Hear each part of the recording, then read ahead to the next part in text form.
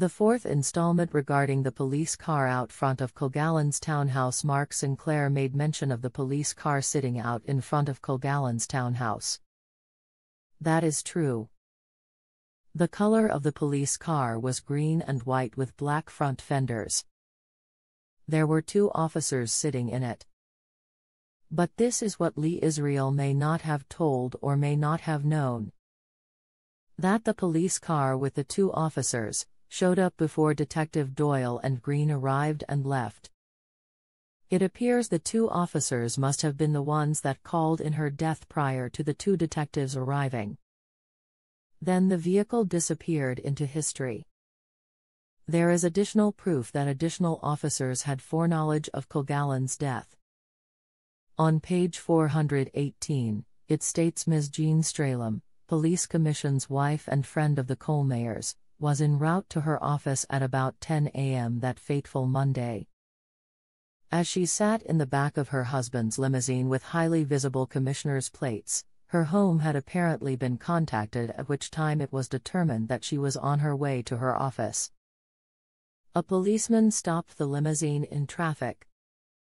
She rolled down her window and an officer advised her that Richard Colmar wished to see her.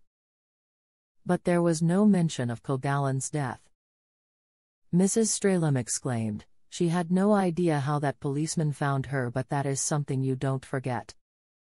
It was obviously before noon, or I would have been on my way to lunch." Brian, you sound pretty certain on this. Source, I am certain. I still can't believe I'm talking to someone about Kilgallen's death after all these years. Source, I would also like to mention of someone else. Her name is Florence Pritchett, who was Kilgallen's friend. Lee Israel only mentions her once in her book on page 201. Other than that, she never speaks about her again, which I felt was odd. But we can discuss Ms. Pritchett next time we talk.